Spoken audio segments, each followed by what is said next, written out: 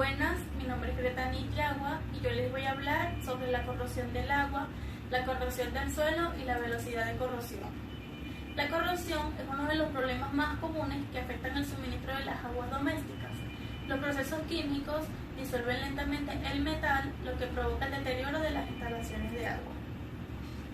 La corrosión puede provocar tres tipos de daño. 1. Toda superficie de metal se afina de manera gradual y aparecen manchas rojas en los sistemas de tuberías de hierro o acero y manchas verdes y azules en los sistemas de tuberías de bronce o cobre. 2. Aparecen picaduras profundas que pueden atravesar las paredes de las tuberías o tanques. 3. El cobre u otro material se oxidan. Con el tiempo, esto reduce el flujo de agua y destruye las válvulas y otras superficies de control de agua, lo que crea filtraciones fuera de las válvulas y grifos. ¿Qué problemas de salud puede causar? El cobre y el plomo pueden ser tóxicos y pueden filtrarse en la corriente de agua en las casas nuevas o antiguas. La contaminación con cobre puede originar problemas gastrointestinales y dañar el hígado y los riñones con el paso del tiempo. La contaminación con plomo puede causar problemas de desarrollo físico y mentales en los niños, y en los adultos puede elevar la presión sanguínea y ocasionar problemas en los riñones. ¿Cómo detectar la corrosión? 1. El agua fría sabe amarga cuando se usa por primera vez al día. El sabor mejora cuando se deja abierto el grifo por unos segundos. 2. Se detectan manchas azules o verdes en los fregaderos. 3. Hay gotas de agua. Corrosión del suelo. Este tipo de corrosión es electrólico y áreas distintas de la superficie metálica encerrada constituyen los átonos y cátonos de las pilas de corrosión. Mientras subsisten las diferencias de potenciales entre aquellas áreas de metal, se disuelve anódicamente dando iones positivos, entonces una gran cantidad de pilas de corrosión se desarrolla. En el caso de los suelos ácidos pueden darse la reacción catódica de liberación de hidrógeno.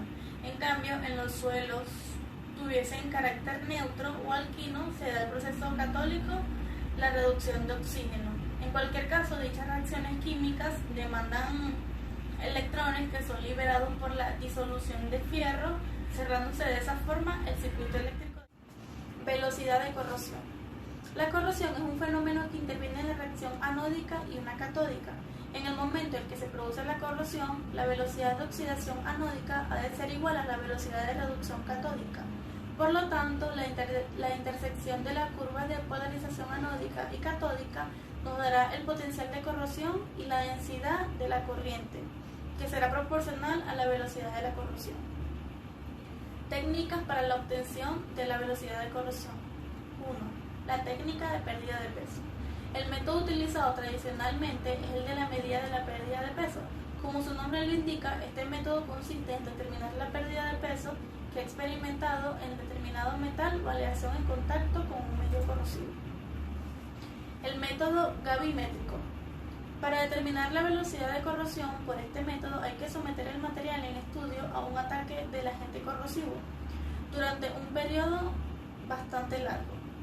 Una vez finalizado el ataque se determina el cambio de peso que el material experimenta con el fin de obtener la velocidad de corrosión, es decir, en miligramos de material perdido por día transcurrido y de material expuesto. La técnica galvánica. Esta técnica, también conocida como la técnica de amperímetro de resistencia cero, es otra técnica electroquímica de médico. Con las probetas ZRA, dos electrodos de diferentes aleaciones o metales son expuestos al fluido del proceso. Cuando son inmersas en la solución, un voltaje natural o diferencial de potencial se presentará entre los electrodos. Mi nombre es Michael Barra. Voy a hablarles sobre el efecto de la temperatura y la concentración del pH. Cuando hay un incremento de temperatura, el pH disminuye.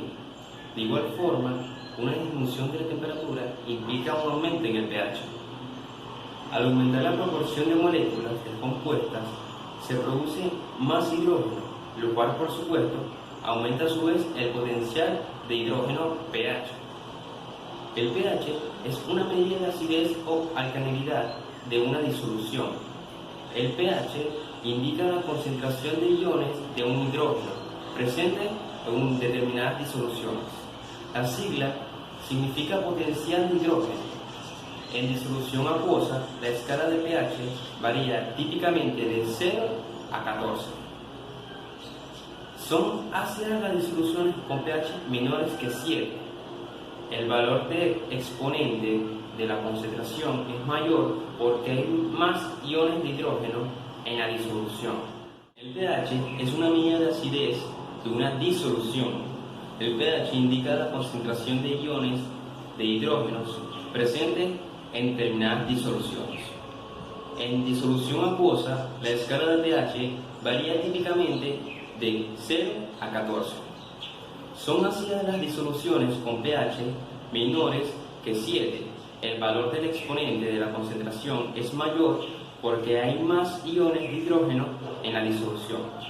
Por otro lado, las disoluciones alcalinas tienen un pH superior a 7. La disolución se considera neutra cuando su pH es igual a 7, como por ejemplo el agua. Bacterias anaeróbicas. La palabra anaerobio significa sin oxígeno. Las bacterias anaerobias son microorganismos que son capaces de sobrevivir y multiplicarse en ambientes que no tienen oxígeno. En general, hay dos tipos de organismos anaerobios.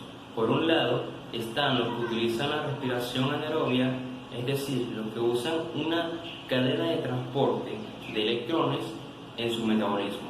Y por otro lado, los fermentativos, que dependen de la fermentación para la obtención de energía. Por ejemplo, pueden proliferar un tejido humano lesionado que no esté recibiendo un flujo de sangre rica en oxígeno. Este tipo de bacterias causan infecciones como el tétanos y la gangrena. Las infecciones anaerobias normalmente causan accesos, acumulación de pus y la muerte del tejido. Tres categorías de organismos a los que se le pueden llamar anaerobios: estrictos u obligados. No pueden vivir o desarrollarse en la presencia del oxígeno. Aerotolerantes. No pueden usar oxígeno para crecer, pero toleran su presencia. Facultativos. Microorganismos aeróbicos que usan el oxígeno si lo haya, pero pueden desarrollarse en su ausencia por medio de procesos de fermentación. Bueno, mi nombre es Andrés de la Fuente y yo les voy a hablar sobre los organismos aeróbicos. Se denominan organismos aeróbicos a los organismos que necesitan oxígeno para vivir o a los procesos que lo necesitan para poder desarrollarse. Un ambiente aerobio es aquel rico en oxígeno, a diferencia del anaerobio, donde el oxígeno es escaso. El metabolismo aerobio surgió en la evolución después de la fotosíntesis oxigénica, la forma más común de la fotosíntesis, la cual inundó la atmósfera de oxígeno, que en su momento era muy escaso, representando inicialmente una forma de contrarrestar la toxicidad del oxígeno, más que una manera de aprovecharlo. Como la oxidación de la glucosa y otras sustancias libera mucha energía que su utilización anaerobia, los organismos aerobios se convirtieron en los organismos dominantes de la Tierra. Corrosión atmosférica. La corrosión atmosférica es la suma de los procesos parciales de la corrosión que tienen lugar cada vez que se forman capas de electrolitos, además de la condensación más importante de lluvia, nieve o nieve, representando más del 50% de las pérdidas totales por corrosión.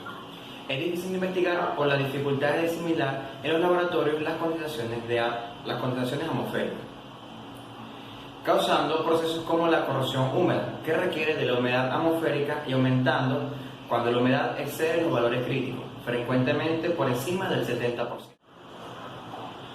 Atmósfera marina. La característica de la atmósfera marina es la presencia de partículas finas de agua de mar llevadas por el viento para ser esparcidas por la superficie expuesta. En la atmósfera marina, el depósito de partículas salinas sobre la superficie metálica acelera el proceso de corrosión metálica. Sin embargo, es muy escasa la información cuantitativa acerca de los efectos de salinidad atmosférica sobre la corrosión metálica. Este trabajo representa una relación existente sobre la salinidad y la corrosión metálica, encontrándose una clara relación lineal. Hola, mi nombre es Oriana Cuesta y yo les voy a hablar sobre la atmósfera urbana, atmósfera industrial, atmósfera rural y sobre los efectos del polvo.